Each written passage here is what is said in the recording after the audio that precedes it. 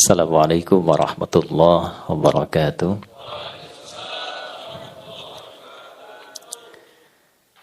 Alhamdulillah. Wassalatu wassalamu ala Rasulillah Nabiyyina wa Sayyidina Muhammad ibn Abdullah wa ala alihi wa sahbihi ajma'in wa man walah wa ba'd. Bapak Ibu sekalian, hari ini kita bersilaturahim untuk belajar bersama dengan tema yang cukup menggugah. Dan tema ini barangkali insya Allah mudah-mudahan bisa menjadi bekal awal dan inspirasi dari pesan MC tadi khususnya untuk ketua-ketua DPC ke depan.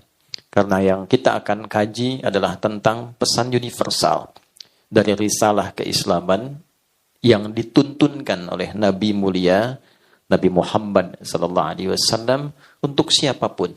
Nah, ini diantara keistimewaan beliau didesain oleh Allah untuk menampilkan keteladanan bagi siapapun, Muslim, non-Muslim yang ingin mengambil manfaat dari kebaikan itu dan diterapkan dalam nilai-nilai kehidupan yang dipilih.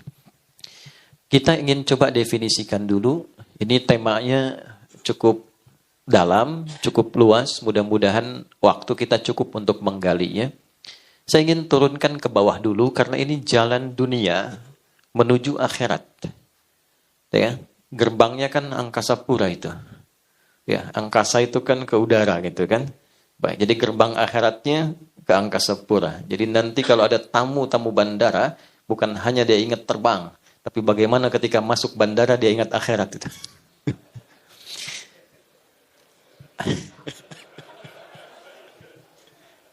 Tugas Pasio itu.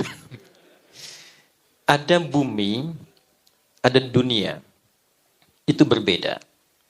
Saya ulangi, ada bumi, ada dunia. Itu berbeda. Bumi di dalam bahasa Arab itu diwakili dengan kata ard. Al-ard namanya. Inni ja'ilun fil ardi khalifah. Ard itu asalnya setiap tempat yang dipijak. Jadi kemanapun kita berpijak, di tempat manapun, nah, setiap yang kita pijak itu disebut ardun namanya. Al-ard. Nah, fungsi kita saat dicipta, di setiap tempat yang dipijak, itu menjadi khalifah. Artinya 3.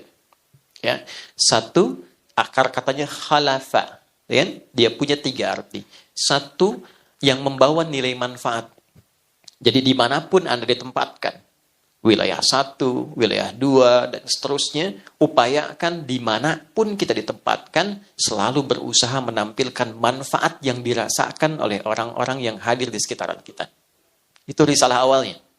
Dan dengan itulah Adam alaihissalam mula ditempatkan di bumi, membawa nilai-nilai manfaat yang tidak berhasil oleh makhluk sebelumnya untuk ditampilkan dalam kehidupan. 2, khalafah juga berarti sesuatu yang menghadirkan kesuksesan. Jadi dimanapun kita ditempatkan. Anda berpijak sekarang misalnya di Soekarno-Hatta. Nanti berpijak misalnya dari Aceh sampai dengan ke Denpasar. Dimanapun ditempatkan, ketua-ketua DPC ini berupaya menampilkan kemampuan maksimal untuk meraih kesuksesan yang diamanahkan. Dan jangan tanggung, kalau ditempatkan di sisi manapun, raih yang tertingginya. Karena dengan kita menempatkan cita-cita kesuksesan tertinggi itu, maka semua potensi-potensi utama dalam diri kita itu akan keluar. Effortnya lebih banyak. Itu 2. 3, khalafah itu juga berarti sesuatu yang saling menggantikan. Ingin memberi kesan bahwa dimanapun ditempatkan, tidak akan ada yang abadi. Nah, ini ketua umum, boleh jadi 3-4 bulan bisa berganti. Ya, mungkin periodenya selesai, datang yang lainnya. Demikian pula CEO sekarang Pak Iwayan. Besok-besok mungkin nanti akan berganti, beliau naik lagi, yang lain menggantikan. Nah, orang tua sekarang jadi ayah. Besok selesai, datang anak jadi ayah, Anda jadi kakek. Ya kan? Cucu 1, kakek. Status berubah. Cucu 2, kakek-kakek. Ya kan? Nah, jadi selalu seperti itu kehidupan kita. Itulah al-ard. Sifat yang melekat pada fungsi kehidupan kita di setiap tempat yang dipijak dengan 3 makna itu, sifatnya disebut dengan dunia. Ya, disebut dengan apa? Dunia. Itu dunia itu dari bahasa Arab, dari kata dana, yadnu dunuwan wa dunyaan. Ya, dia membawa 2 arti yang sangat padat. Satu, dunia itu artinya sesuatu yang berlangsung dengan cepat, dekat. Ya. Jadi kalau orang Arab mengatakan hadzal ma dani andi, ini air dekat dengan saya. Ya. Sesuatu yang dekat dan cepat. Ya. Tak terasa ya. Rasanya baru kemarin dilantik, sekarang sudah 3 tahun kan? Ya, tak terasa kayaknya baru kemarin tuh. Ya, teman-teman ini membentuk satu komunitas, satu yayasan, ternyata sekarang sudah sekian tahun usianya. Itulah dunia. Sifatnya demikian. Jadi dengan kecepatan itu, kalau kita tidak manfaatkan setiap posisi yang diamanahkan untuk menampilkan 3 makna tadi, maka waktu itu akan terus berlalu, berjalan, dan tidak ada yang hadir pada diri kita kecuali penyesalan. Ya, sesuatu yang cepat bergerak. 2, dunia itu juga mengandung arti sesuatu yang rusak secara alamiah bila tidak dirawat. Ini gelas bersih walaupun tak ada airnya, didiamkan saja, sifat dunia itu rusak dengan sendirinya. Anda punya handphone, ya bagus, merek apapun itu, Anda diamkan, tidak diapa-apakan, rusak. Ya, itulah dunia. Jabatan juga begitu. Anda dipercaya dengan jabatan tertentu, ketua tertentu, Anda tidak bekerja, Anda diamkan, rusak fungsinya. Dan cepat itu berlalu. Itulah dunia. Nah, sekarang pertanyaannya, dengan 2 sifat tadi, dan kita sedang membuat satu bentangan jalan, yang Anda beri nama jalan dunia. Dan di titik itu kita berjalan, bagaimana kita memanage nilai-nilai kemanfaatan, nilai-nilai kesuksesan, nilai-nilai kebergantian di tengah situasi yang berjalan sedemikian cepat dan ada potensi-potensi kerusakan yang mungkin lahir bila tidak dimanage dengan baik. Nah, itu bagian tema pertama yang nanti kita akan coba urai. Ini belum mulai kita ya, ini baru mukadimah ya. Masalah sendiri bikin judulnya panjang-panjang dulu. 2, apa itu akhirat? Dulu, ada akhir, ada akhirat. Itu berbeda. Jika Anda katakan akhir, akhir itu ujung sesuatu yang masih membuka ruang setelahnya. Saya katakan gini, itu pintu ya, di ujung sana. Ya kan? Dzalikal bab. Ya kan? Itu pintu, itu akhir dari ruangan ini. Tapi ketika dibuka, ada ruang baru yang kemudian kita bisa masuki. Itu akhir namanya. Tapi kalau akhirat, itu ujung sesuatu yang betul-betul ujung dan tidak ada ruang lagi setelah itu. Jadi kalau sudah berada di situ, maka sifatnya abadi akan di situ saja dan tidak akan berpindah ke tempat yang baru.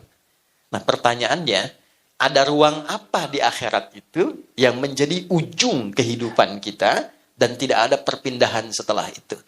Itu nanti juga kita akan urai. Hasil perjalanan dunia kita di jalan yang sedang kita titi ini, jika berakhir di ujung kehidupan ini, di tempat mana kiranya kita berada? Yang tidak berpindah lagi setelah itu.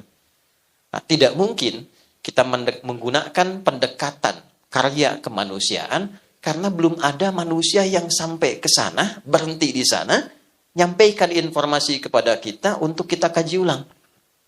Kecuali kita melandaskan kepada Tuhan yang telah menciptakan kita, yang mendesain semua kehidupan ini, dan menerangkan kepada kita tentang jalan kehidupan dunia menuju ujung kehidupan yang kekal dan abadi.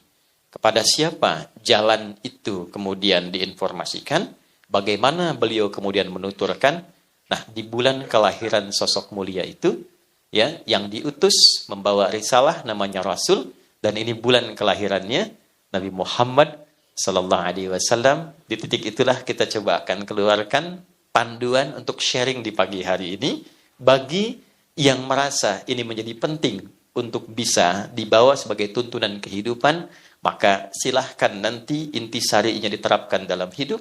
Bagi yang merasa barangkali bisa melihat sisi-sisi lain, paradigma berbeda, itu pilihan hidupnya. Tapi pada akhirnya kita sepakat bahwa kita akan kembali pada Sang Pencipta, dan pertaruhan kita ketika membuka gerbang akhir itu adalah titik akhir kehidupan dalam akhirat yang kita buatkan tema. Saya akhiri mukaddimahnya, sekarang kita masuk pada inti bahasannya. Bisa dipahami insya Allah? Ya, jelas? Nah, karena sudah jelas dan paham, kita akhiri pertemuan kita. Baik, saya mohon izin untuk berdiri ya, teman-teman sekalian. Saya menyapa dengan teman-teman saja ya, supaya lebih memudahkan. Baik, di sini kita akan coba keluarkan dulu nilai-nilai integritas, keteladanan, dan seterusnya. Semua fase kehidupan yang dijalani oleh umat manusia, Tuhan di titik ini bagi kita umat Islam khususnya meyakini Allah Subhanahu wa Ta'ala menugaskan para utusan. Utusan itu orang-orang bijak yang menerangkan tentang pola berkehidupan, tentang bagaimana kita bisa membawa risalah kehidupan dengan baik. Ya, risalah itu yang membawanya disebut Rasul namanya. Baik ya. Jadi dari manusia pertama turun sudah membawa pedoman berkehidupan.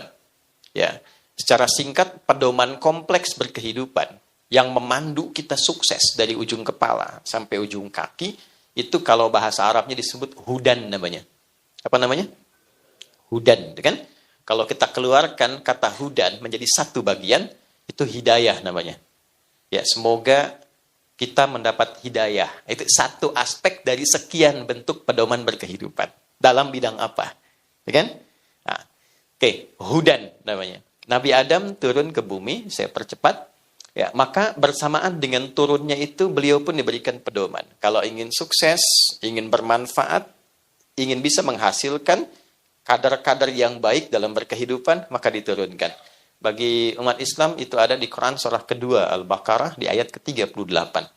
Qulna bitu minha jami'a fa imma ya'tiyannakum minni hudan. Faman tabi'a hudaya fala khaufun 'alaihim wala hum yahzanun. Adam, Hawa, tiba saatnya kehidupan, misi di dunia itu sekarang dimulai. Engkau turun, bersamaan dengan turunmu, aku berikan pedoman berkehidupan. Oke? Jika engkau konsisten mengikuti pedoman ini, maka aku jamin hidupmu fala khaufun, tidak akan pernah merasa gelisah. Alaihim walahum yahzanun, dan tidak akan pernah merasa sedih. Baik, jadi konsep kehidupan di bumi itu dengan sifat dunia itu seharusnya konsepnya satu, fala khauf, gak pernah gelisah, tenang. Jadi konsep dasarnya dimanapun Anda bertugas, seharusnya tugas itu melahirkan ketenangan. Ya, dimanapun beraktivitas, seharusnya aktivitas itu membuat diri kita tenang. Jadi kalau ada kegiatan dan kalau ada ruang tempat kita beraktivitas tidak membuat kita tenang, artinya ada pedoman yang belum kita baca dan belum kita implementasikan, sehingga tugas-tugas itu tidak kita rasakan membawa ketenangan dalam kehidupan pekerjaan kita. Bukan pekerjaannya yang salah, karena tidak mungkin Tuhan mengirimkan kita ke satu tempat, kecuali di tempat itu kita dipercaya punya kemampuan untuk memanagenya. Ini harus kita yakini dengan baik. Tidak mungkin Allah mengamanahkan, menugaskan seseorang di satu tempat bila tidak dinilai dia memiliki kemampuan yang pantas berada di situ. Ayatnya jelas. La yukallifullahu nafsan illa usaha. Tidak mungkin Allah memberikan tugas pada seorang hamba jika tidak dinilai memiliki kecakapan untuk bisa menunaikan tugas di tempat itu dengan baik. Nah, sekarang pertanyaannya, ketika ditempatkan di sana, apakah sudah membaca pedoman-pedoman yang baik sehingga dalam penunaian tugas itu kita bisa merasa nyaman dalam menunaikannya? Konsep dasar yang pertama. Demikian di rumah tangga juga. Ya, kalau dibawa dalam konteks kehidupan rumah tangga, seharusnya menjadi ibu itu menenangkan. Wala yahzanun, menyenangkan. Seharusnya menjadi suami itu menenangkan, menyenangkan. Jadi kalau di rumah tangga ada kegelisahan akut yang tidak pernah bisa diselesaikan, coba dilihat. Mungkin bukan karena kedudukannya kurang tinggi, hartanya kurang banyak, ada pedoman rumah tangga yang belum dibaca seutuhnya. Ya, dan persoalannya kadang-kadang dulu saya lompat sedikit ya. Di Melayu saja kalau mau nikah itu biasanya calon menantu datang ke rumah calon mertua, nanti melamar pada bapaknya. Setelah itu nanti dia diberikan waktu kurang lebih 6 bulan untuk belajar tentang bagaimana jadi suami yang baik, mengolah nilai-nilai pedoman berkehidupan rumah tangga. Istrinya diajari oleh ibunya, lalu diberikan daun pacar di kukunya. Ya, dan itu disebut dengan masa pacaran namanya. Ya, seorang calon istri ditandai dengan daun pacar, belajar tentang fikih rumah tangga minimal 40 hari sebelum terjadinya pernikahan. Masa itu disebut dengan pacaran. Jadi bukan naik beca berdua, belum halal ya, sebeca seakan milik bersama, tukang beca nggak ada gitu. Sehingga ketika menikah, sebagian rasa kasih sayang sudah dihabiskan dalam masa-masa pergaulan itu. Kembali ya, saya agak cepat. Itu konsepnya. Jadi kalau ada lirik di sini senang, di sana, di mana-mana, memang konsep kehidupan begitu. Tinggal pertanyaannya, pedomannya dibaca tidak? Petunjuknya dibaca tidak? Kita punya handphone, pedomannya tidak pernah dibaca, mustahil bisa menggunakan dengan baik. Maka setelah Nabi Adam, kemudian ada Nuh, Rasul pertama, terus sampai ke Ibrahim, saya lompat sampai ke Nabi Musa. Nabi Musa kitabnya apa? Rasul kan? Ya, beliau Rasul kan? Diberi kitab kan? Kitabnya namanya Taurat. Taurat ketika diperkenalkan, itu bukan hanya namanya, tapi fungsinya. Coba yang muslim lihat Quran surah 17 Al-Isra di ayat kedua. Wa ataina Musal kitaba wa ja'alnahu hudan li bani Israil. Dan pada Musa aku berikan kitab namanya Taurat, namanya nanti di Ali Imran ayat ketiga, Taurat, dan fungsi Taurat itu hudan, pedoman berkehidupan. Objeknya siapa? Pada saat itu komunitasnya namanya Bani Israel, satu region saja. Oke? Nabi Isa, saya lompat cepat ya.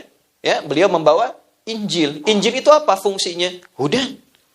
Pedoman berkehidupan Libani Israel bagi kaumnya pada masa itu.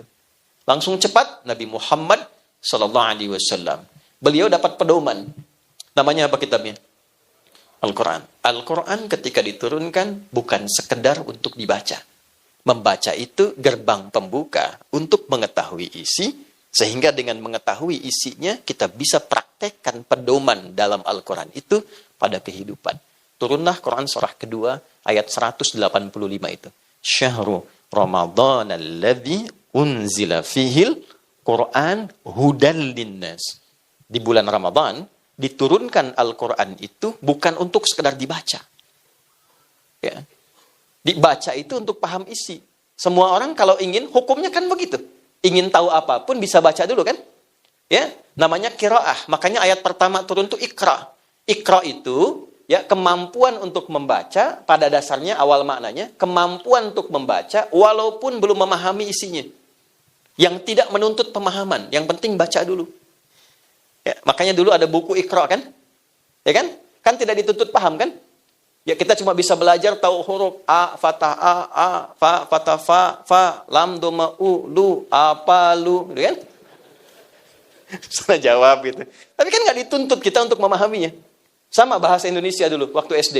Ini Budi, ini ayah Budi, ini ibu Budi, ini teman Budi. Sampai sekarang saya cari, nggak pernah dijelaskan siapa itu Budi. Di mana dia tinggal?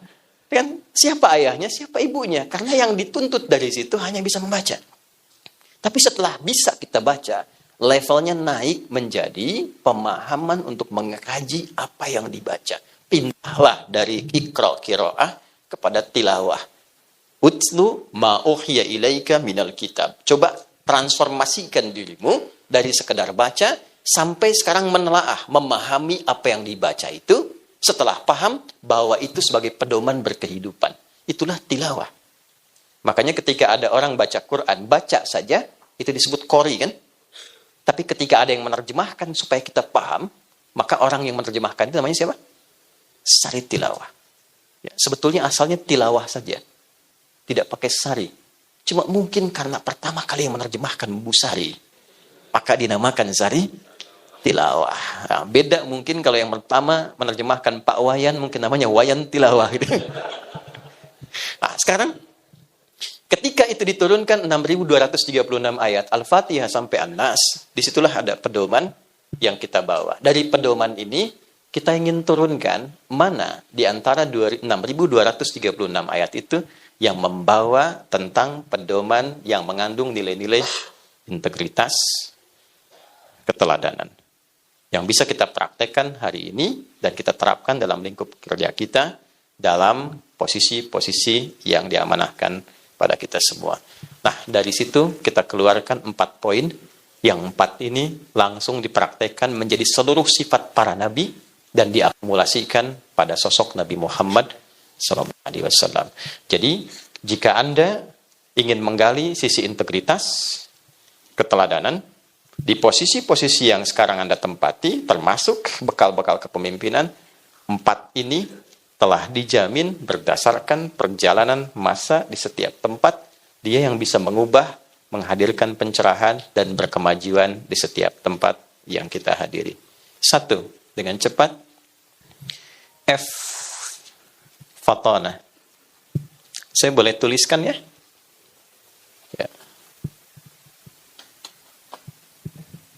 Di belakang kelihatan Bu ini? Alhamdulillah. Jadi Pak Wayan, Pak Nanda, ini ada sesuatu yang luar biasa, Pak Ketum, Pak Fahmi. Ibu-ibu Skarpura itu di hari milad yang ke-26 itu memiliki keadaan istimewa dengan peningkatan iman yang luar biasa. Di antara tandanya, belum saya tulis, sudah kelihatan. Imannya tinggi sekali, belum saya tulis, sudah kelihatan. Saya tulis dulu ya. Assalamualaikum. Ini F, ya ini kan?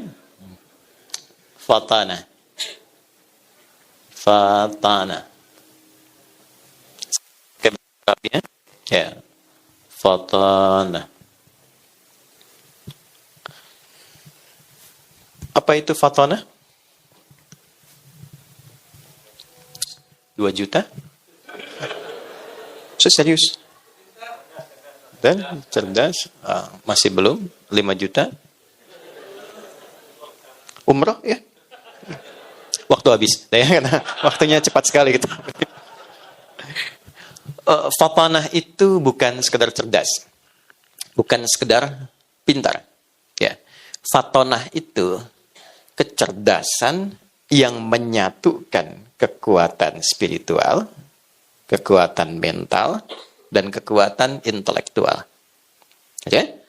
Kecerdasan yang menyatukan kekuatan spiritual, kekuatan mental, kekuatan intelektual.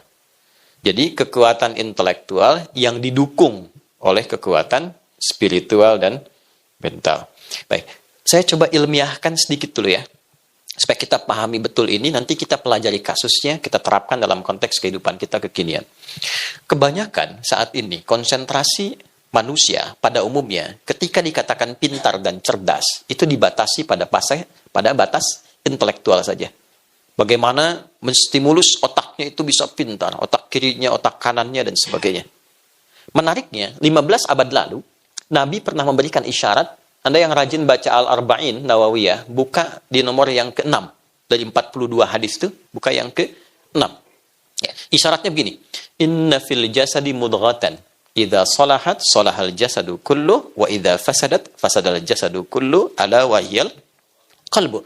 Di dalam bagian tubuh kita terdalam, itu ada satu bagian yang sangat menentukan berjalannya perilaku kita dengan baik atau tidak baik, berintegritas atau tidak, membawa keteladanan atau tidak, dan dia nanti akan mensupport, memberikan pengaruh kepada kekuatan intelektual. Ya, dia adalah qalbu. Nah, menariknya, setelah 15 abad yang meneliti tentang kebenaran hadis itu seorang tokoh namanya Andrew Amora tahun 1991. Dia seorang pakar neurologi, ya, ilmu neuron tentang saraf-saraf terdalam pada diri kita, lalu melakukan kajian terdalam, ternyata beliau menemukan sejenis otak baru dalam tanda petik dalam bagian jantung kita yang terdalam. Ya, itu tahun 1991. Kita urai lagi. Ya, kan pola kehidupan ini secara cepatnya nanti yang di bidang biologi atau kedokteran bisa lebih mendalami dan menerangkan dengan lebih baik. Ya, kan arus kehidupan kita itu secara singkatnya ketika masuk ke jantung, darah diserap, oksigen rendah, itu kan, masuk ke serambi kanan, itu kan, lewat vena cava itu kan. Ya, kemudian dari situ oleh atrium pulmonalis kalau tidak salah diteruskan dari serambi kepada bilik kanan, itu kan, ventrikel kanan. Ventrikel kanan dipompa, disalurkan ke paru-paru, itu kan, dari paru-paru kemudian diolah, ya, diteruskan kemudian ke bagian serambi kiri, ya, di serambi kiri ini diolah lagi, diteruskan ke bilik kiri, dari bilik kiri kemudian oleh aorta disebarkan ke seluruh tubuh dan berubah menjadi oksigen yang lebih baru, lebih bagus lagi. Ya, dari yang rendah, yang biasa kepada yang baru, baru diteruskan ke otak, ke bagian tubuh dan sebagainya. Nah, ternyata di bagian serambi kanan ini ada satu bagian titik kecil yang mengandung 40.000 neuron. Saraf-saraf otak bagian jantung yang dia mampu mengingat, merasakan, memberikan suara, memberikan arah, dan itu ditembuskan ke dalam bagian otak kita yang kurang lebih berisi 100 miliar neuron saraf di dalamnya. Dan disimpulkan, ternyata otak itu secara intelektual, dia tidak memiliki fungsi memerintah. Dia hanya mengkonstruksikan saja bagaimana semua perintah itu bisa dijalankan dengan cepat. Jadi fungsinya netral.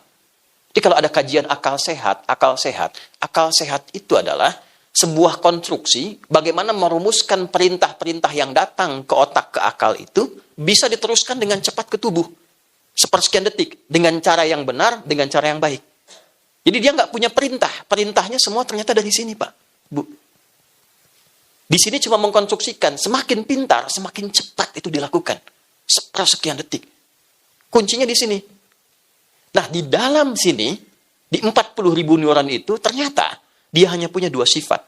Dan sifat itulah yang dijelaskan oleh Tuhan, oleh Allah, di surat 91 Asy-Syams itu, ayat 7-10. Wa nafsi wa ma sawwaha fa'alhamaha fujuraha wa taqwa. Secara presisi, tempat bagian terdalam itu yang membawa nilai kecerdasan spiritual, diteruskan ke intelektual, disupport dengan mental, itu disebut oleh Al-Quran dengan satu bagian, namanya nafas.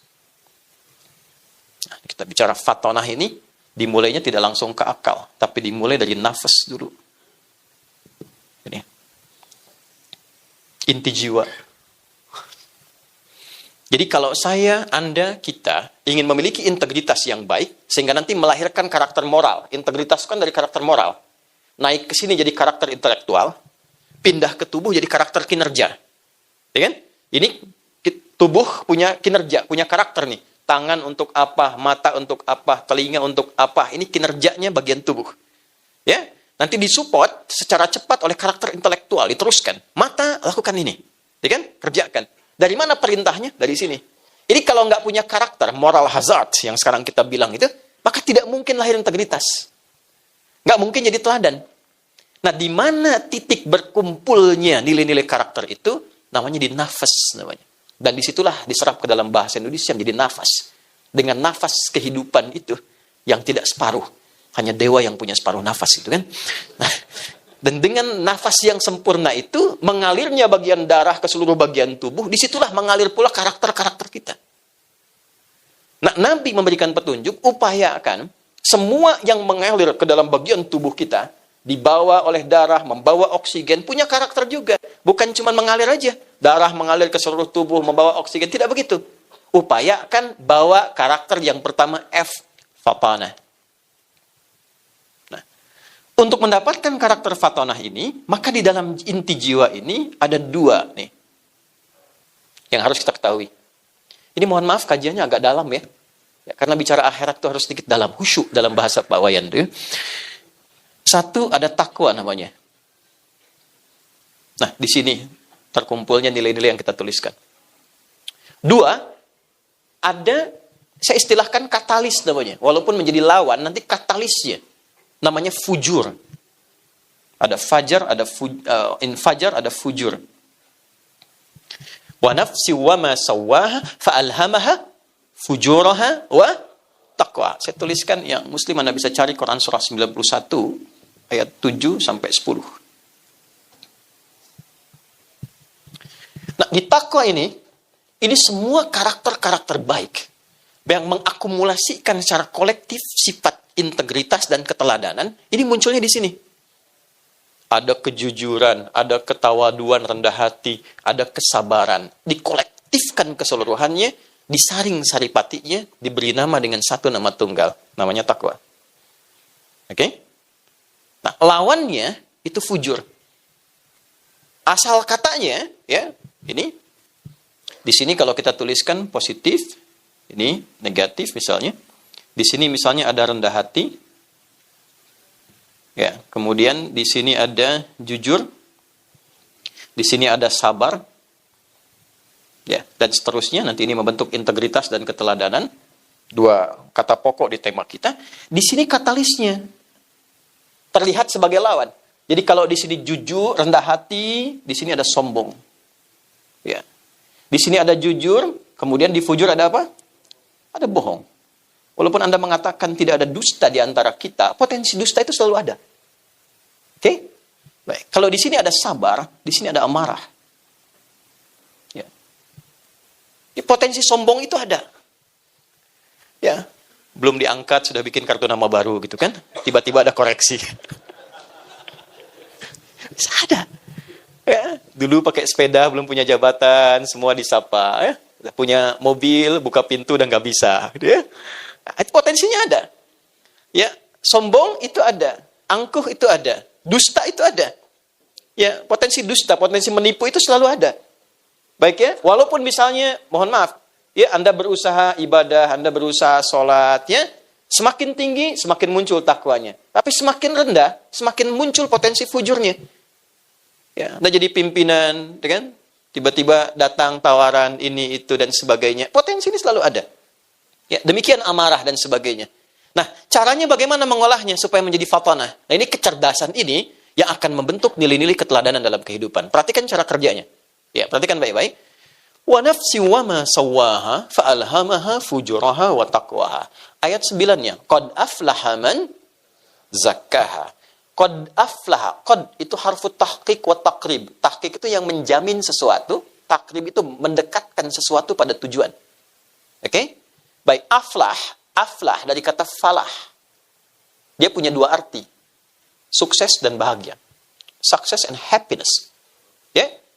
Jika Anda ingin mendeskripsikan kesuksesan saja, maka dalam bahasa Arab itu disebutnya namanya fauz. Fauz, sukses tapi belum tentu bahagia. Ya, kata dasarnya, konsep awalnya, turunannya ada faiz, faizin, fauzan, dengan faizah. Kalau ada yang namanya fauzan, itu orang yang diharapkan sukses dalam hidupnya. Walaupun belum tentu bahagia. Ya, nah, itu dari kata fauz. Kemudian ada bahagia belum tentu sukses. Itu farah namanya. Dari kata fariha. Sifat laki-lakinya farhan. Ya, perempuannya farah. Ya, ada yang namanya farah misalnya, ya, atau farhan. Orang yang diharapkan bahagia selama hidupnya. Ya, walaupun belum tentu sukses. Nah sekarang pertanyaannya saya kasih pilihan nih. Anda pilih mana? Ya, sukses belum tentu bahagia atau bahagia belum tentu sukses. Sederhananya begini, Bu ya, kaya tapi gelisah atau miskin tapi tenang. Nggak ada pilihan ketiga. Nah, Tuhan Maha tahu nih, pasti kita cari yang ideal kan? Ya, kaya dan tenang, sukses dan bahagia. Kalau kita gabungkan dua nama itu maka berubah menjadi falah namanya. Falah. Kalau kita genggam itu, jangan sampai lepas. Saya pengen dapat, itu nggak ingin saya lepaskan. Namanya aflah. Qad aflaha. Aku jamin, orang-orang yang mampu mengolah bagian dirinya dengan baik ini, dia akan mudah mendapatkan kesuksesan dan dekat kepada kebahagiaan dimanapun dia beraktivitas, dimanapun dia bertugas. Jangan ngangguk dulu, belum selesai nih ya. Nah, bagaimana caranya? Man zakkaha. Man itu itu penawaran personal bersifat general. Ya, ismun mausulun yadullu alal fardiyatil ammiyah bahasa Arabnya. Ya, paham? Tidak. Ya, huruf yang menawarkan tawaran personal. Jadi kalau Anda melihat kata man, itu rasakan tawarannya buat saya gitu, bawa ke personal.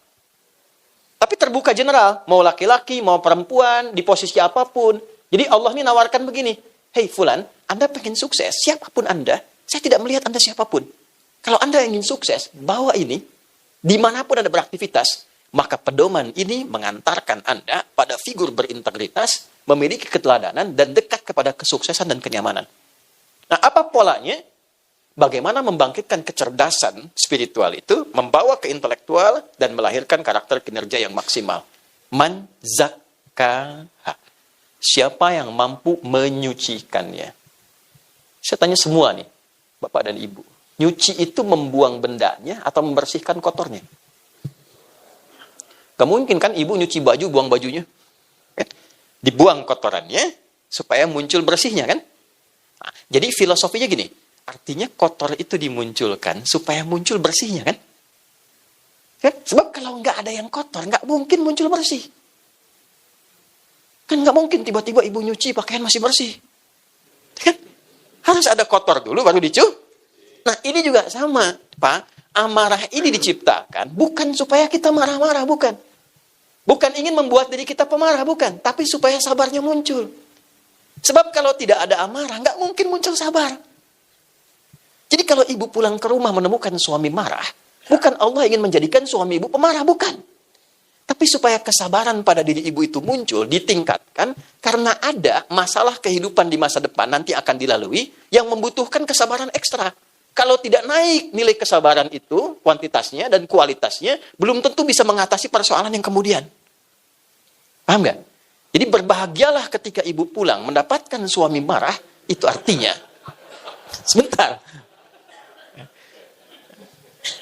Allah ingin menaikkan nilai kesabaran, cepat cari lawannya, itu poinnya. Itulah fatonah namanya, cari lawannya. Ya, sama, semua jadi diuji bu, jangan dikira hanya direktur saja, manajer, IO saja, ustadz juga begitu. Sama ustadz juga begitu. Makanya jarang ustadz yang ceramah itu bawa istrinya. Ini live apa direkam? Rekam ya? Aman ya. Jadi pola awalnya cari lawannya. Marah diciptakan bukan ingin membuat seseorang jadi pemarah, tapi cepat cari lawan. Dari amarah itu sabar. Apa lawannya cemberut? Senyum. Anda pulang ke rumah, lihat isi cemberut. Anda senyum. Assalamualaikum. Kayaknya kenal gitu ya. Masya Allah. Ini emas 2 kilo, selesai masalah.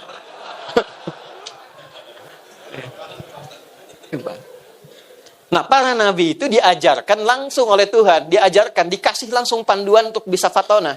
Jadi makanya melihat apapun bisa bijak. Nah, kita hanya ditanamkan potensi.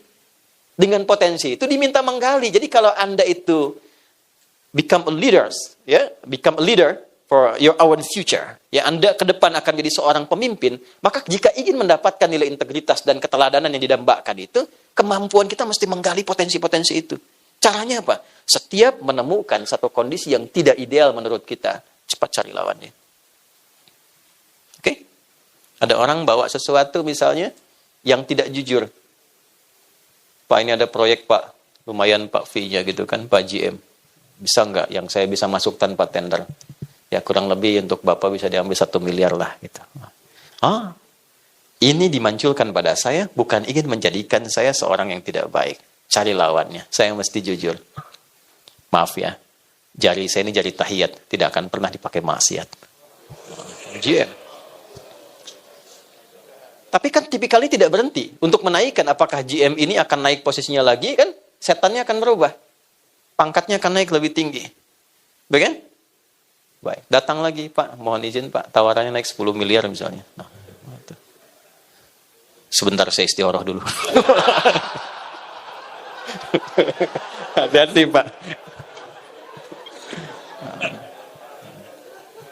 Nah, ini satu. Jadi nanti, dimanapun kita bertugas, kalau ingin memiliki integritas, maka sifat fatonah ini mesti muncul. Ya, menempatkan sesuatu sesuai dengan tempatnya, tapi memiliki kecerdasan untuk mencari lawan Sehingga lahirlah sifat-sifat bijaksana dalam merespon segala hal. Kekuatan integritas itu kalau cuma teori itu nggak bisa. Al-Quran itu menawarkan praktek. Karena hakikatnya semua yang kita hadapi itu menguji kematangan potensi kita. 40.000 itu luar biasa, dipakai apa saja itu. Nah ini yang menjadikan keadaan diri kita selalu bergolak. Dihadapkan pada pilihan-pilihan. Jumatan, keluar dari masjid, lihat sepatu bagus-bagus, sudah bergolak hati kan? Ya kan? Yang bertarung kan dua. Apakah sifat ini yang muncul sendiri ke atas? Ya kan? Atau yang ini?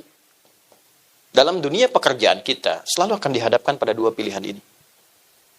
Oke? Nah, maka pergolakan itu dalam bahasa Arab disebut dengan koluba namanya. Sesuatu yang tidak pernah tentram. Selalu ada gejolak. Ya, karakternya disebut kolbu. Maka nafas punya tempat, wadah namanya kolbu. Ada sering bikin kajian manajemen kolbu kan? Kolbu punya gerbang, gapuranya. Gapura ini namanya sodrun.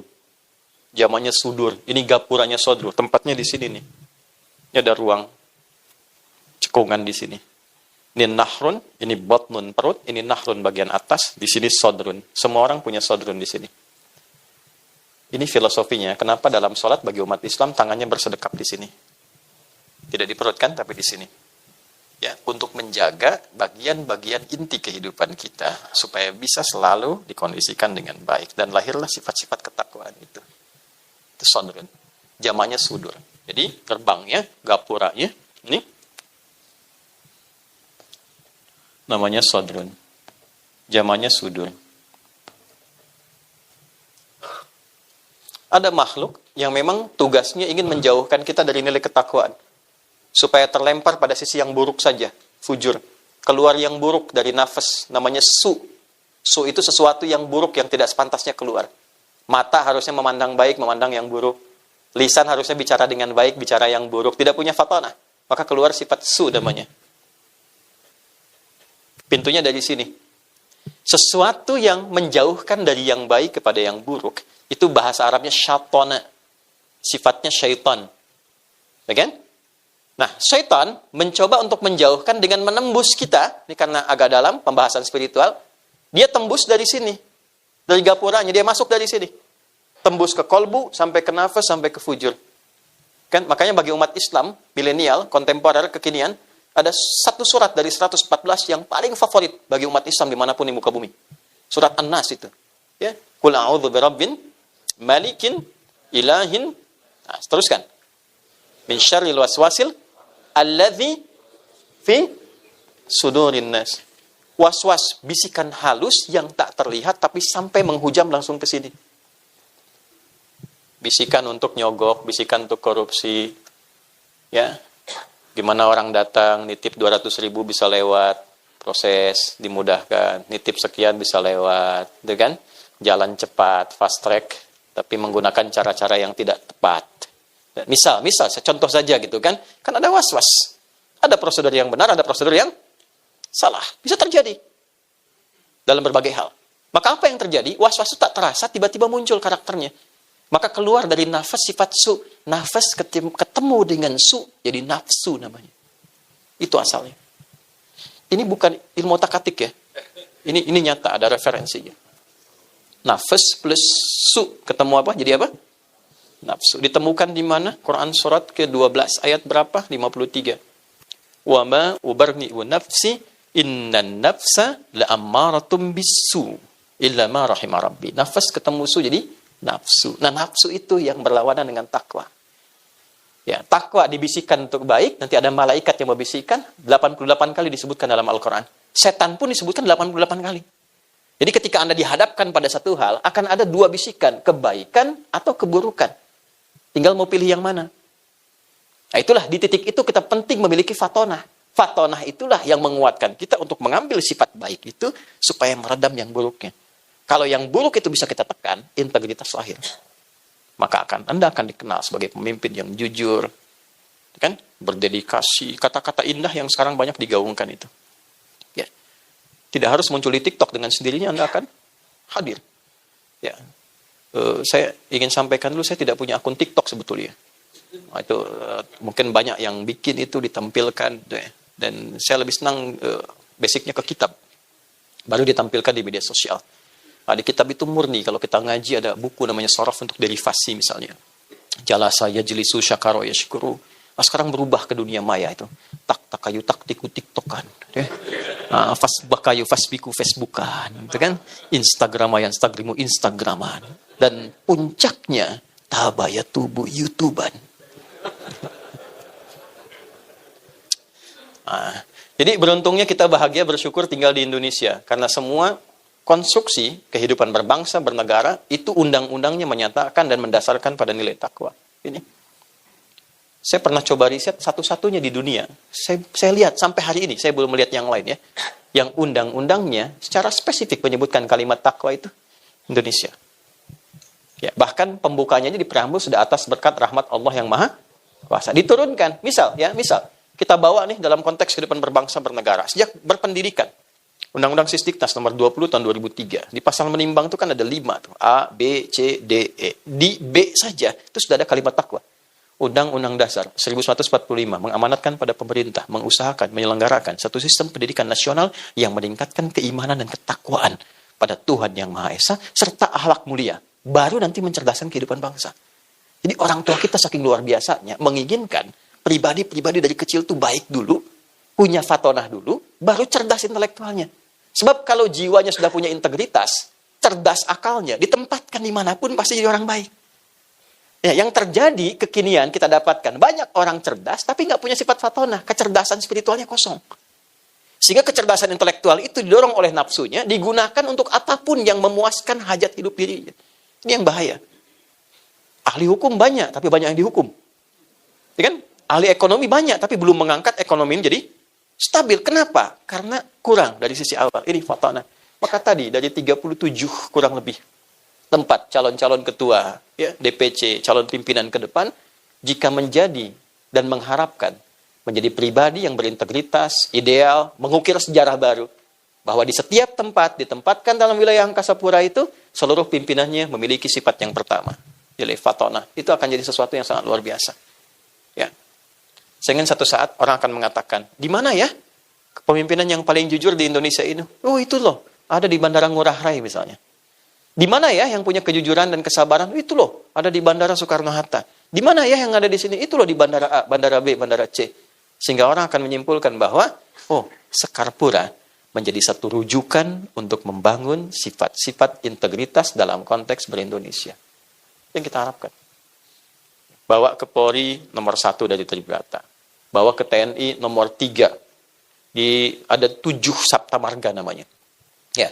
Yang ketiganya itu ada nilai takwa. Kami tentara Indonesia yang bertakwa pada Tuhan yang Maha Esa, membela kebenaran, kejujuran, dan keadilan. Ya. Bawa ke hakim, punya pancadharma. Nomor 1-nya keimanan, ketakwaan. Itu poin pertamanya. Makanya kenapa setiap putusan pimpinan di Indonesia itu, atasnya itu bintang dulu, baru padi kapas, baru dengan rahmat Tuhan yang Maha Esa. Karena untuk mengharapkan terkoneksi dengan Tuhan, terbuka gapuranya, terkoneksi dengan Tuhan, dengan terkoneksi dengan Tuhan itu keluarlah keputusan yang berkeadilan sosial. Ini nilainya. Jadi kalau kita bicara integritas tanpa menghadirkan sifat fatonah, mustahil jadi teladan. Nah ini nanti akan membentuk sebuah sinyal-sinyal dari sini ke tubuh kita. Yang membawa nilai-nilai keteladanan ini. Contoh gini. Ini cepat ya, praktek aja. Apa fungsi mata? Melihat kan? Nah itu belum ada fatonah. Kalau sudah ada fatonah, mengalir di dalam sini, memberikan arah kepada mata, ada vektornya. Dibimbing mata untuk melihat. Apa yang dilihat? Yang baik-baik saja menurut karakter takwanya. Disebut iman namanya. Nah, bagi yang muslim tuh surah 24, surah cahaya. Ayat 30 untuk laki-laki, 31 untuk perempuan. Kullil mu'minina. Katakan pada orang-orang yang yakin pada Tuhan. Dan akan kembali ke akhirat nanti, akhirat. Ya, yaghuddu min absarihim. Tolong gunakan matamu dipandu oleh sinyal takwamu. Melihat yang baik-baik saja. Ketika yang dilihat tak pantas, tak baik untuk dilihat, maka palingkanlah dengan cepat dia berpaling. Panduannya di sini. Ya, dari mata turun ke? Jangan langsung ke hati aja. Ke lisan, ke mulut. Ya, kalau sudah masuk mulut, berubah fungsi karena punya fatonah. Man kana yu'minu billahi wal yaumil akhir falyakul khairan aw liyasmut. Siapa yang merasa yakin akan pulang ke akhirat, dinilai dia, maka dia menata lisannya dengan sifat fatonahnya. Katakan yang baik, kalau tak mampu diam. Maka indah kehidupan. Lisannya berkata yang baik. Ada orang datang sebagai tamu, kita katakan dengan baik, wajah otomatis senyum. Tapi pakaiannya tak pantas dilihat karena terbuka aurat. Menurut takwanya nggak boleh lihat, dia palingkan, gitu kan? Tapi tetap menghormati. Dan semua berfungsi cepat. Tidak ada misalnya Pak Ketua Umum ini matanya masih melihat, lisannya istighfar, astagfirullah. Ini penumpang dari Finlandia begitu terbuka, astagfirullah. Cepat. Ya. Nah ini fungsinya. Jadi ini punya cahaya ke tubuh kita ini. Perempuan juga sama. Ayat 31-nya kan untuk perempuan. Wa qul lil mu'minat. Katakan bagi perempuan-perempuan yang yakin dia akan pulang. Ini sekarang pertanyaan dasarnya begini. Dari sekian kita bekerja, ini sudah muncul belum karakter ini? Nah, untuk memunculkannya sederhana. Pasti Anda dihadapkan pada masalah ini.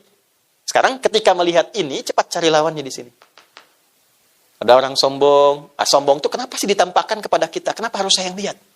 Oh, supaya pada diri saya muncul sifat yang ini, rendah hati. Jadi, kalau Anda melihat unsur pimpinan yang sombong, ya, dengan apapun kalimat yang disampaikan, gaya hidupnya seperti apa, tampil, kelihatan oleh kita. Kita menyaksikan itu. Itu kita diperlihatkan bukan untuk menikmati dan mencela, bukan. Tapi mengambil ibrah, pesan dari situ supaya menata diri, mencari lawan yang lebih baik. 2. Amanah.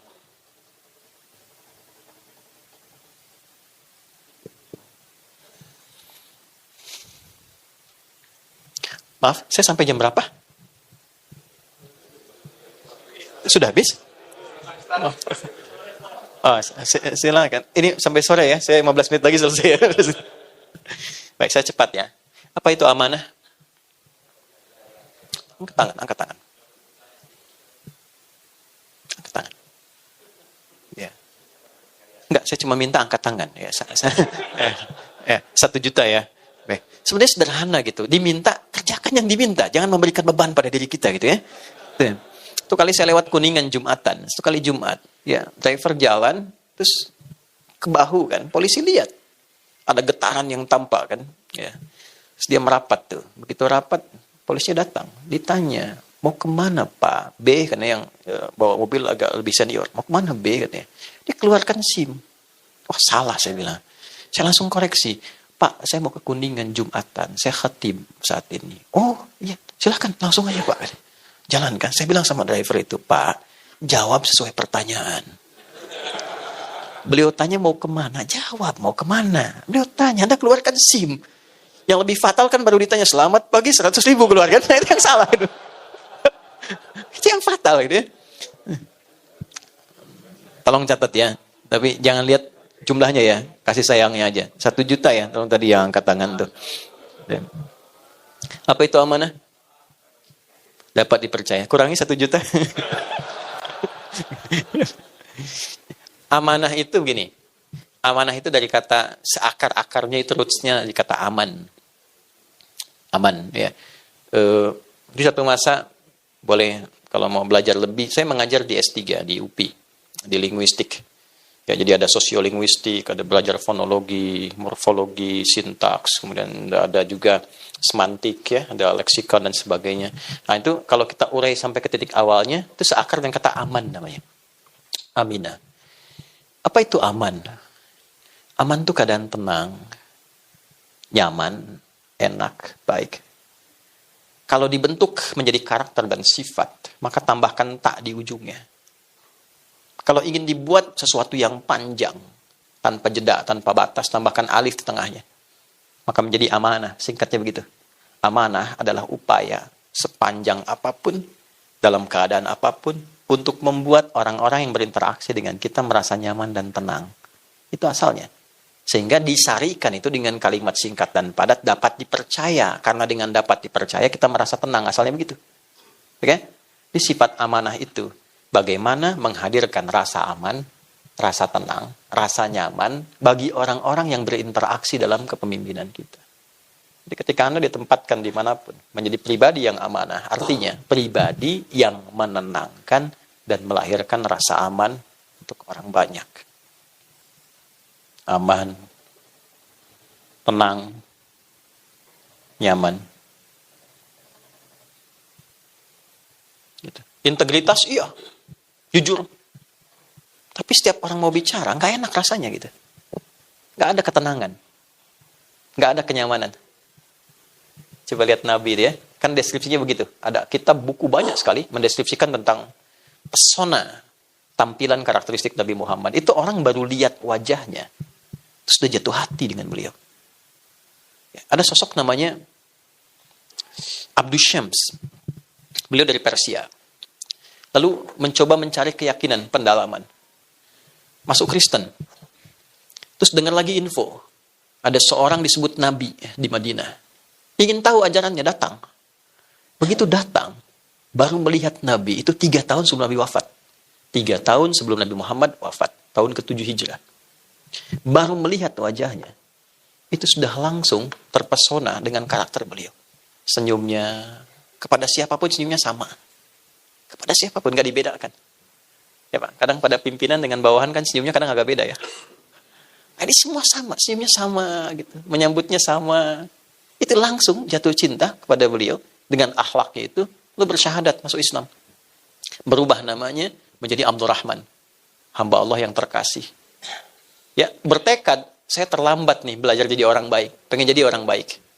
Maka beliau putuskan, ingin mendedikasikan sisa hidupnya untuk melihat, belajar langsung dari pesona kehidupan Nabi. 3 tahun dipelajari Nabi keluar rumah jalannya bagaimana, ketemu orang bagaimana, sampai diamanatkan ketemu binatang pun sayangnya luar biasa. Akhirnya dipraktekkan, ketemu anak kucing kecil. Kucing liar. Kalau kucing rumahan itu kittun namanya, kittun. Serap ke dalam bahasa Inggris itu kitty kan, cat kitty. Jadi Hello Kitty kucing rumahan, jadi bantal, jadi sarung, jadi apa gitu ya. Nah, tapi kalau kucing liar namanya hurun, pakai hak besar. Kucingnya Hurairah. Lewat di depan beliau, ya kehilangan induknya diambil, dirawat, kalau malam diselimuti, makan disuapi, dimasukkan ke jubah, tiba-tiba lagi jalan berpapasan dengan Nabi, keluarlah anak kucing kecil itu. Nabi mengatakan, "Anta Abu Hurairah."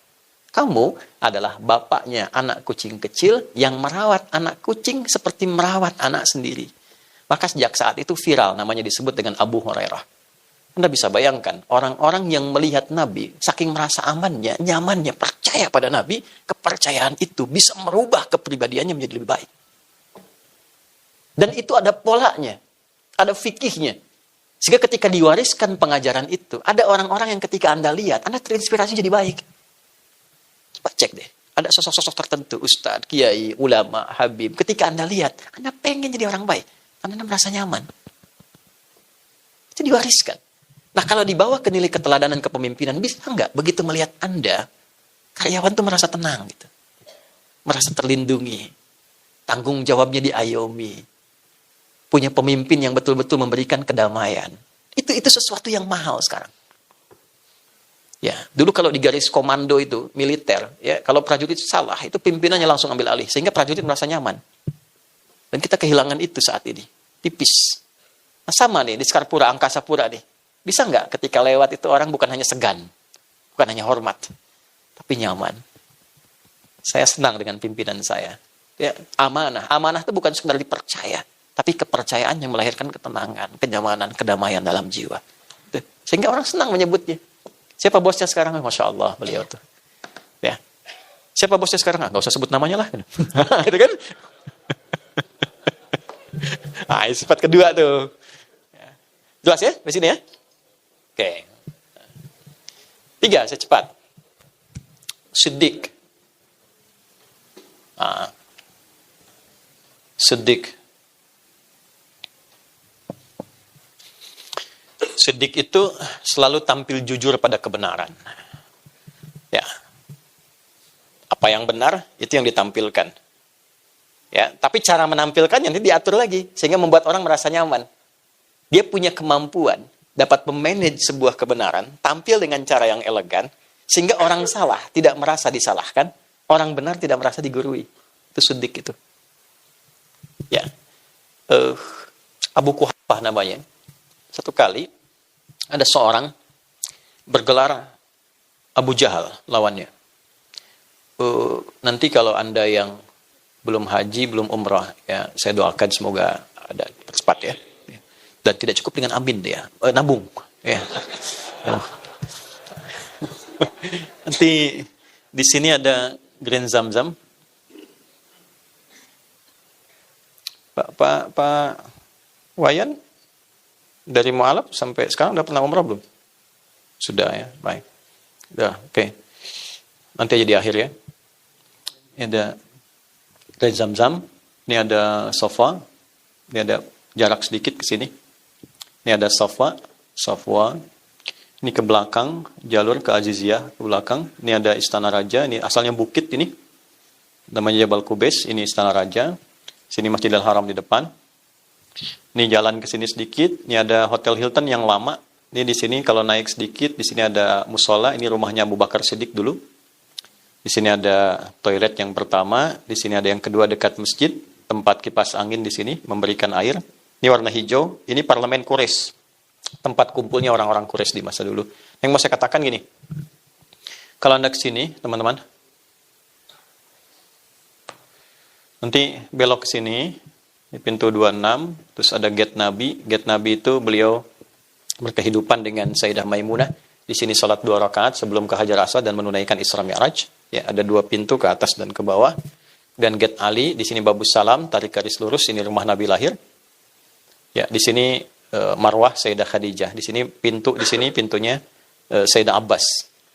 Dari sini sampai ke ujung, ya, kurang lebih ada patokannya saya suka lihat kipas angin ya, 35 kipas angin. Udah saya hitung ya. Kalau 36 berarti nambah 1. Nah, di sini nanti ada jalur ke gate Nabi, ada satu tiang lampu besar sekali. Di sini ada jembatan ke sini. Ini tiang lampu besar. Ini dulu rumahnya Abu Jahal di sini. Abu Jahal. Abu Jahal ini memprovokasi begini, Jadi provokator itu udah ada 15 abad yang lalu. Beliau memprovokasi seperti ini kurang lebih. Ini Muhammad ini orang jahat, penipu, nggak benar, ya, ajaran-ajarannya menyesatkan, karya-karya sendiri dan sebagainya, memecah belah, itu sudah ada.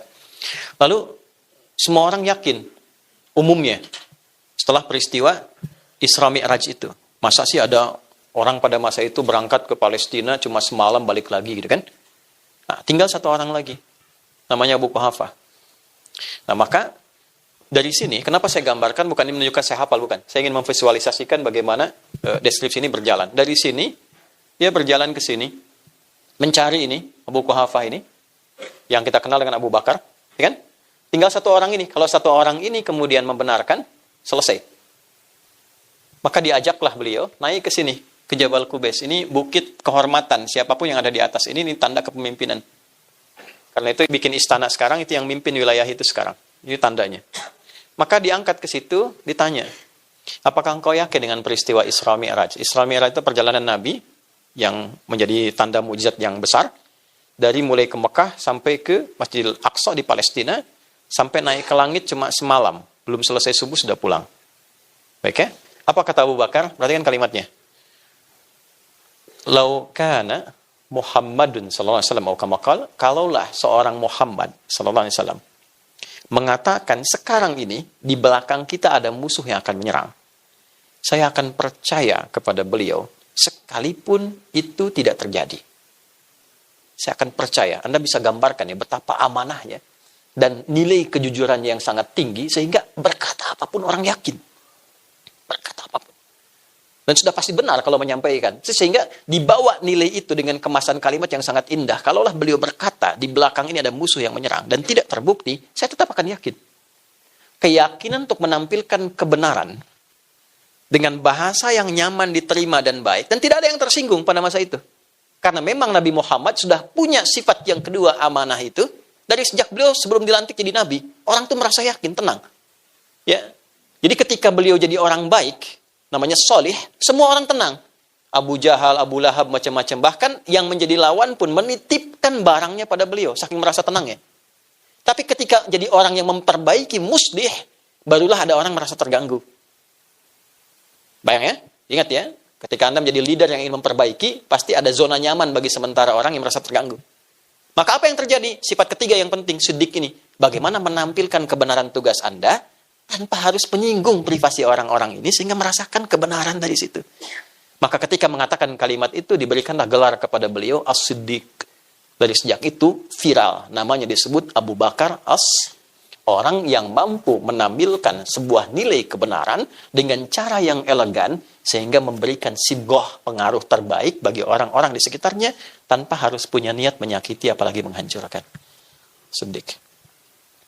Sekarang ketika Anda diberikan tugas, bukan hanya kita bicara tentang, wah, bagaimana ini kita punya integritas, tapi bagaimana menampilkan integritas itu tanpa melukai orang lain.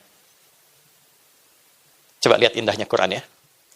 Saya tanya nih dengan sejelas-jelasnya. Kenal Fir'aun nggak? Baik, Anda bilang kenal, saya pulang. Fir'aun. Korun? Tahu ya? Oke. Pertanyaan saya. Fir'aun itu nama asli bukan? Bukan. Siapa nama aslinya? Oh, nggak usah ngarang. Ramses 2, Ramses 3, region 1, region 2. Ada ngarang itu bahaya gitu, Pak. Gini, Fir'aun, catat kalimat ini. Anda mau bikin status juga apa-apa. Fir'aun, Fir'aunnya Fir'aun, tidak pernah disebut nama aslinya. Fir'aunnya Fir'aun, tidak pernah disebut nama aslinya. Yang melekat itu nama jabatannya, Farao, Firaun, pemimpin, leader. Ya kan? Apa karakteristik Firaun yang paling jahat ditampilkan di Quran itu? Al-Baqarah 49 itu. Yudzabbihuna abna'akum wa yastahyuna nisa'akum. Ada informasi bahwa ini akan ada sosok yang berpotensi menggantikan kepemimpinannya. Langsung ada bisikan. Apa bisik-bisikan yang kadang-kadang masalah itu? Ya, nyampaikan hati-hati bos gitu ya. Ini potensi nih menurunkan Anda nih gitu ya. Hati-hati Pak GM dengan pembisik-pembisik gitu ya. Harus punya sifat fatonah itu. Ya. Ini berpotensi menghancurkan Anda ini. Langsung keluar dekretnya itu. Dekretnya jelas. Setiap ibu yang sedang mengandung didampingi oleh 2 orang intel. Yang satu mengamati, yang satu mengeksekusi. Ya, dia membawa satu senjata, yang taruhlah misalnya pisau pada masa itu. Jadi begitu lahir, langsung dilihat laki-laki atau perempuan. Kalau laki-laki, itu langsung dieksekusi di hadapan ibu yang baru melahirkannya. Caranya, mohon maaf ya, nanti bisa disensor juga ya. Caranya, itu diambil. Zabaha itu beda dengan nahara. Fasholli lirabbika wanhar. Kalau nahara, itu menyembelih seperti unta, ya, tidak dijatuhkan. Biarkan dalam berdirinya, disembelih. Di sini posisinya. Tapi kalau zabaha dijatuhkan dulu, ya, baru kemudian disembelih. Tapi kalau zabaha pakai tasydid dijatuhkan dengan kasar, disembelih, digorok berkali-kali. Itu kalimatnya menggunakan zabaha dan menggunakan kata progresif. Terus yudzabbihu. Nah, setiap lihat laki-laki jatuhkan, digorok berkali-kali di hadapan ibu yang baru melahirkannya. Ya kan? Hobinya begitu, ngaku Tuhan. Ana rabbukumul a'la. Saya Tuhan yang kalian paling hebat katanya. Itu dalam sejarah cuma 2 yang mengaku Tuhan. Dan oleh Allah tuh diberikan satu hukuman yang sangat melecehkan. Ya, supaya memberi tanda gitu. Kalau Anda terlalu tinggi, dijatuhkannya itu terlalu dalam. Ya, ditenggelamkan kan? Supaya orang viral, Tuhan tenggelam. Tuhan kok tenggelam gitu? Ya, satu lagi Namrud tuh. Namrud itu kan hancurnya hanya dengan satu nyamuk yang cacat sayapnya. Orang mengatakan lalat riwayat ya. Cacat ya. Ya, sehingga masuk ke telinganya, tewas dengan itu. Gak viral di kalangan masyarakat. Ada Tuhan tewas dengan nyamuk cacat gitu. Rendah. Maka setiap orang yang merasa tinggi, mengangkat dirinya terlalu tinggi, biasanya Allah langsung rendahkan serendah-rendahnya. Itu rumus tuh. Hati-hati ya teman-teman sekalian. Maka apa yang terjadi? Ya, itu dia ngaku Tuhan loh. Manusia sekarang kan paling tinggi levelnya Nabi pernah malaikat ya. Ya, Nabi pernah bilang, la nabiyya ba'di, gak akan ada Nabi setelah saya. Itu clue-nya tuh. Ya, kalimat itu makna dalamnya begini. Nanti di masa depan ada orang mengaku Nabi setelah saya. Langsung tolak aja, nggak ada setelah saya, nggak akan terpenuhi syaratnya. Makanya kalau ada orang ngaku Nabi sampai kini, nggak usah aneh. Ini menunjukkan apa yang dikatakan Nabi Muhammad benar. Yang aneh itu setiap ada yang ngaku, ada pengikutnya. Itu masalahnya. Ya, dulu IM itu, pelatih bulu tangkis tuh, era 2000-an, ngaku Nabi. Tangkap polisi, tanya kan, kenapa ngaku Nabi? Saya ke Bogor Pak, dapat wahyu deh. Anak bayang nggak, kita ke Bogor dapat tales, dia wahyu. Yang legend itu kan, ada LE kan, aku malaikat tuh. Dia minta izin pada gubernur yang terdahulu untuk mendaratkan Jibril di Monas. Bayang, ditangkap oleh polisi tuh. Ya, kita dukung tuh polisi kita, jangankan teroris, malaikat dia tangkap tuh. Ya. Nah, tapi Fir'aun dengan berbuat semacam itu nggak pernah disebut nama aslinya oleh Quran. Selalu jabatannya. Fir'aun. Korun, sekorun-korunnya korun, nggak pernah disebut namanya. Selalu sifatnya. Korah yang punya harta banyak. Digambarkan seperti metafornya seluas samudra. Sehingga orang yang punya Korah disebut korun. Sampai sekarang masih dicari. Ya, orang Ciamplas ditanya, mereka mana? Wilayah harta karun. Gitu. Kan? Dicari. Tapi nggak pernah ditampilkan namanya. Kenapa? Inilah adab. Akhlak. Seburuk-buruknya orang. Yang salah itu perilakunya, bukan namanya. Jadi kalau ada orang berbuat salah, jangan sakiti namanya, perbaiki perilakunya. Jangan cederai namanya. Karena boleh jadi ada orang dengan nama yang serupa tidak berbuat yang sama. Anda itu mau menjatuhkan orangnya atau memperbaiki perilakunya. Anda seorang leader, ada bawahan salah. Ya, jangan ditajamkan kata-kata itu untuk menghancurkan namanya dan kehormatannya. Perbaiki kesalahannya. Itulah integritas. Itulah siddiq. Itu dahsyatnya Quran itu sampai sebegitu.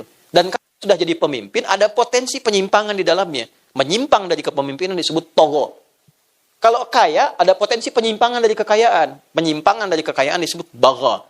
Makanya di Quran, Korun disifati dengan bagha, Fir'aun disifati dengan togo. Anda 37 orang, DPC, calon pemimpin, hati-hati. Ketika mengambil posisi A, akan selalu ada tantangannya. Pelajari itu sebelum menempati ruangnya. Itu, siddiq itu maksudnya. Nah nanti terakhir, untuk mendeliver itu semua, setelah punya kemampuan, yang pertama fatana, amanah, siddiq, bagaimana mendeliver itu dalam konteks kehidupan dan tugas kita. Maka muncul yang keempat namanya tabligh. Tabligh. Kemampuan berkomunikasi yang baik, sehingga sampai kepada relung hati yang paling dalam dengan pemahaman yang benar. Itulah tabligh. Balaghah itu sampai ke hati dengan pemahaman yang benar. Keputusan diterjemahkan membuat orang tenang. Ada keputusan apapun, walaupun itu pahit, tidak baik misalnya, tapi bagaimana mengomunikasikan itu dengan benar. Tenang, nyaman, sehingga merasa terlindungi, kebenarannya tampil tanpa menyakiti, itulah tabligh. Jelas begini? Nah, ini yang PR kita sekarang. Dan kita dihadapkan pada situasi yang kita bisa pantau sekarang. Karena salah komunikasi, menggunakan kata-kata yang tidak tepat, ya, jatuh hanya dalam sedemikian waktu yang singkat. Karirnya kan lama. Lama di titik, jatuh seketika. Hanya karena 1-2 kalimat saja. Ya kan? Hanya karena tampilan yang tidak elok. Karena tidak apa? Tidak memahami posisinya. Sehingga orang sudah menilai, ini nggak ada integritas nih. Nggak jadi teladan. Kata-katanya bukan hanya tidak layak ditiru, ya, tapi layak diberikan pelajaran yang mengharu biru. Akhirnya banyak orang tergerak, terlepas dari berbagai motifnya. Tapi ada bagian-bagian yang menjadi pelajaran kita. Jadi kalau ayatnya sudah ditampilkan, teorinya diperdalam, hakikatnya ditampilkan dalam kehidupan kita, terdengar, terlihat, terasakan, belum mampu menggugah kita untuk berbuat jadi lebih baik. Maka dengan cara apa lagi? Kita diberikan penjelasan yang menerangkan untuk menjadi tipikal pemimpin yang berintegritas, membawa keteladanan. Kalau sudah paham, cepat lakukan. Bawa, khususkan pada diri kita. Dalam bahasa Inggris kasih artikel the, kan? Ya, there are so many cars outside. Itu banyak mobil di luar. I mean the car is mine. Yang ini, khusus spesifik. Kita mau bawa karakter fast di ke dalam diri kita. Sehingga beda tampil dengan yang lain. Tambahkan the di depannya sehingga jadi the fast. Dulu ada film The Fast, ya. Kan kalau disatukan jadi fast. Dan ulang tahun ke-26, serikat karyawan dari Sekarpura mentransformasi dirinya menjadi The Fast.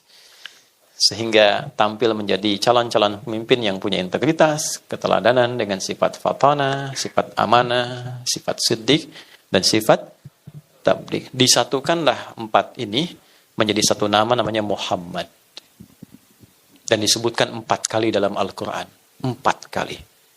Quran surah 3 ayat 144, Quran surah 33 ayat 40, Quran surah 47 dengan namanya ayat kedua, dan Quran surah 48 ayat 29. 4 kali. 4 sifat, 1 nama. Dan ketika Anda menyebut nama Muhammad, misalnya, sallallahu alaihi wasallam, bukan sekedar menjadi nabi kita, tapi bagaimana keteladanannya bisa kita tampilkan. Nah, spesial di hari miladnya Sekarpura ini, teman-teman, yang ke-26 bersamaan dengan bulan hari lahirnya Nabi Muhammad sallallahu alaihi wasallam. Bisakah peringatan hari kelahiran bagi kita semua yang ke-26 ini mentransformasikan diri kita menjadi calon-calon pemimpin, calon-calon baik yang menghadirkan karakteristik fast dalam kehidupannya, sehingga jalan dunia yang kita tempuh, track dunia itu diisi dengan fast, menjadi fast track dunia, melahirkan ujung akhirat yang menandai tempat berakhir kita di satu tempat yang masih tersembunyi tapi menjanjikan banyak kenikmatan. Sesuatu yang tersembunyi menghadirkan banyak kenikmatan, dalam bahasa Arab disebut jannah namanya. Kita terjemahkanlah kemudian dengan surga. Nah, surga itulah tempat akhir kehidupan bagi orang-orang yang ingin mendapatkan fast track dalam kehidupan dunia untuk meniti nilai teragung yang bisa dia raih. Ada 8 pintu di dalamnya. Seperti Anda memiliki grade, maka surga pun punya 8 pintu. Dengan 4 sifat ini, Anda silahkan memilih pintu mana yang akan Anda raih. Ada pintu tertinggi namanya Firdaus. Ada surga Aden, ada Jannatun Naim, ada Darul Muttaqin, terus sampai ke bawahnya namanya Jannah saja. Tapi keindahannya pun tak bisa dibayangkan, belum pernah terlihat, belum pernah tersentuh, belum pernah terdengar seperti itu nyatanya dalam lamunan kita. Nabi menggambarkan keindahannya, tapi kita lamunkan nggak sama dengan apa yang dilihat Nabi, dengan apa yang kita lamunkan. Indahnya luar biasa. Itu level yang bawah, bagaimana dengan yang paling tinggi? Ya, seorang Arab Badui ditanya, satu kali bertanya ke Nabi. Di hadis Muslim, nomor hadis yang ke-14, dia datang ke Nabi berkata begini, "Ya Rasulullah, dullani ala amalin yudkhilunil jannata, amalin basitin." Ya Nabi, ajarkan aku satu pekerjaan yang simpel aja. Aku bisa jaga sampai meninggal, sampai pulang ke akhirat. Di dunia ini aku selamat sampai pulang ke akhirat. Simpel aja. Jangan sulit-sulit, jangan berat-berat. Yang penting akhiratnya, ujung akhirnya surga. Level biasa pun nggak apa-apa. Apa jawab Nabi? Baik, Anda konsisten dengan yang pokok aja. Kalau yang ritual, sholat pokok aja. Nggak perlu sholat sunnah. Sholatnya 5 waktu aja. Kalau punya harta, zakat yang pokok. Nggak perlu infak, nggak perlu sedekah. Yang pokok. Tapi jaga diri, jangan berbuat kriminal. Jangan menyimpang, ujung kepala sampai ujung kaki. Silahkan, tunaikan itu dan bawa ke pekerjaanmu, apapun itu. Kalau penggembala, gembala, jaga sholat. Jaga dengan baik, jangan menyimpang, jangan menipu, dan sebagainya. Maka apa yang dia katakan? Ya, siap ya Nabi, saya akan jaga yang pokok aja, saya nggak bisa tambah, dan saya akan jaga diri saya dari perbuatan menyimpang. Maka dia pergi meninggalkan Nabi. Fantalaqo. Kata Nabi, lihat komennya. Komen ini baik, Anda boleh langsung like and subscribe. Kata Nabi, aflaha in sadaqa, dakhalal jannata in sadaqa. Kalau dia komitmen dengan apa yang dia katakan tadi, dia akan meniti fast track kehidupan dunia dan dijamin masuk surga di akhirat. Dia pergi. Tapi teman-teman mesti lihat, dia pilih yang paling bawah. Surga biasa itu. Dia pilih. Karena dia merasa bahwa tempat tinggal saya di padang pasir. Oke? Kalau saya mau tahajud susah, malam-malam angin datang besar. Dingin suasana, saya jaga yang pokok aja.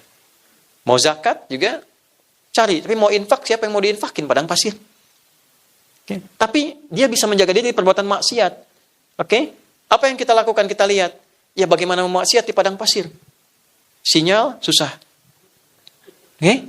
Mau lihat misalnya auratnya apa? Unta. Kadal gurun yang dilihat ya memang sudah terbuka. Ya tantangan minimal sekali maksiatnya, kriminalnya kecil. Nah, kita saat ini hadir di era yang berbeda. Era disrupsi, perkembangannya tinggi. Kata Nabi di hadis Muslim, nomor hadis 157, saya tutup dengan ini. Yushiku alla taquma sa'atu. Nanti akan terjadi perubahan era. Sampai ke ujung kiamat nanti. Hatta yuqbadul ilmu.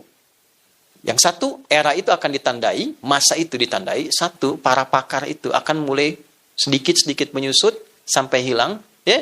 Dan muncul orang-orang tidak jelas menjadi pakar. Matinya kepakaran, muncul orang-orang seperti pakar. Innallaha la yaqbidul ilma intiza'an yantazi'u minal ibad. Allah itu kalau mau nyabut ilmu, tidak langsung dicabut ilmunya, walakin biqabdil ulama, yantazi'uhu biqabdil ulama. Wafat para pakarnya satu-satu. Hatta idza lam yabqa alimun, riwayat lain yubqi aliman, sampai kalau sudah enggak ada pakarnya satu-satu, yang muncul yang enggak jelas. Fasu'ilu fa'aftau fadallu wa adallu. Anehnya, ini jadi rujukan. Ada followersnya, ada subscribersnya, diikutin, ngasih petunjuk dan dilakukan. Sama, nanti dalam level kepemimpinan itu juga nanti ada orang-orang nggak jelas. Idza wusidal amru li ghairi ahli fantadhiris sa'ah. Kalau seseorang sudah tidak punya kapabilitas mendapatkan ya satu kepercayaan untuk memimpin, tak punya kapabilitas di dalamnya, rusak apa yang dia pimpin. Maka bagus tadi dibuat yayasan bening hati dan sebagainya untuk kaderisasi supaya menyambut ini dan lebih profesional ke depan. Ya, 2, saya cepat ya, tantashirul fitan, fitnahnya menyebar. Yaktsirul kadzib, manipulasi banyak. Bagaimana itu bisa terjadi? Nah, ini yang mau saya katakan. Tolong garis bawah ini dengan baik ya. Yataqarabuz zaman, tataqarabul aswaq.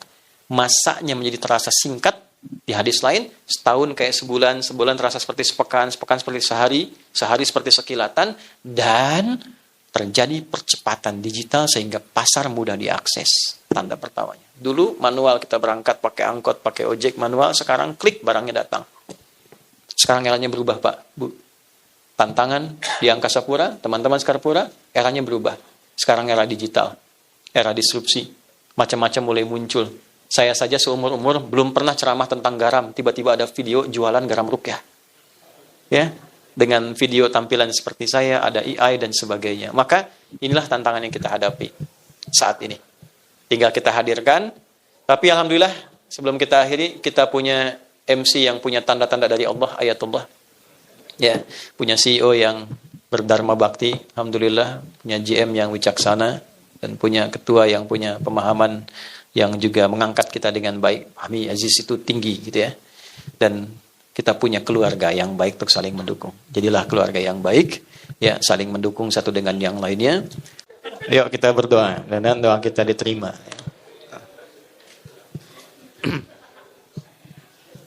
Astaghfirullahaladzim, astaghfirullahaladzim, astaghfirullahaladzim. Alladzi la ilaha illa huwal hayyul qayyum, natubu ilaik. Allahumma nahmaduka hamdan syakirin, hamdan na'imin, hamdan yuwafi ni'amahu yukafi mazidah. Ya Rabbana lakal hamdu wa lakal syukru kama yanbaghi li jalali wajhikal karim wa li 'azimi sultanik. Allahumma salli wa sallim wa barik ala habibikal karim rasulikal mustafa al-amin sayyidina Muhammadin wa ala alihi wa sahbihi ajma'in. Allahumma inna nas'aluka ya Allah an tajma'ana fi rahmatika bi fadlika wa fi hubbika waj'al jam'ana hadha jam'an marhuma wa tafarruqana min ba'dihi tafarruqan ma'suma. Ya Allah, kami mohon agar Engkau memberikan rahmat, keberkahan, kasih sayang dalam pertemuan kami di pagi menjelang siang ini. Jadikan pertemuan kami mengikat erat kekeluargaan di antara kami, dan bila pun kami mesti berpisah, jadikan perpisahan kami mempertemukan kami dalam keadaan yang lebih baik dibandingkan hari ini. Rabbana la tada'lana fi maqamina hadza dhanban illa ghafarta. Ya Allah, jika ada orang-orang yang pernah berbuat salah, berbuat dosa, berkumpul di ruangan ini, jangan biarkan yang meninggalkan tempat ini kecuali Engkau telah gugurkan dan hilangkan kesalahan-kesalahannya. Wala hamman illa farajtah. Jika ada yang tengah merasakan kegelisahan, mohon tenangkan hatinya. Wala ansiran illa yassartah. Jika ada yang telah mengalami kesulitan dalam tugasnya, di rumah tangganya, kehidupan sosialnya, dengan keikhlasannya ia datang untuk belajar hari ini, ringankan dan hilangkan serta angkat seluruh kesulitannya. Wala maridan illa syafaitah. Jika ada yang sakit, mohon sembuhkan penyakitnya. Allahumma alif baina qulubina wahdina lila tuba ilaika taubatan nasuha wa khaffif ya Allah, khaffif hisabana yawmal qiyamati nahtadiya ilaika ya Allah birahmatik. Ya Allah, kami mohon berikan kami kemampuan untuk memperbaiki diri, bertobat, meniti lembaran baru kehidupan dengan lebih baik, dan menunaikan tugas dengan lebih baik sehingga dapat meringankan hisab kami di akhirat kelak. Allahumma ya arhamar rahimin, ati anfusana taqwaha wa zakkiha anta khairu man zakkaha anta waliyuha maulaha. Ya khairan nasirin, Allahumma ansurna wahfad biladana Indonesia wa jannibna minat tafraqah wahdi umara'ana wa ru'asana liyahtadu ya Allah ila hidayatik liyakhafif hisabahum yaumil qiyamah. Ya Allah, kami mohon jaga negeri ini, negeri yang kami cintai, Indonesia. Satukan kami dalam kebaikan, jauhkan kami dari perpecahan. Berikan hidayah pada para pemimpin kami untuk bersikap adil dalam kepemimpinan yang meringankan hisab mereka di akhirat. Wahdi umara'ana, wahdi ya Allah ulama'ana waj'alhum mukhlasin lakaddin. Dan mohon berikan petunjuk, hidayah pada para ulama kami, guru-guru kami, agar ikhlas dalam berdakwah, memberikan bimbingan yang mencerahkan, menyatukan, menjauhkan dari perpecahan. Rabbana barik ya Allah fi Skarpura tamaman mubarakah wa yassir ya Allah li Angkasa Pura kama yassarta ibadakas salihin wal mu'minin. Ya Allah, berikan keberkahan, kebaikan, kemuliaan pada teman-teman yang berhimpun di Skarpura ini, agar dapat menjalani tugas-tugas dengan baik. Mudahkan tugas mereka, lancarkan, sehatkan, berkahi, muliakan keluarganya, dan jadikan satu keluarga yang saling mendukung dalam kebaikan.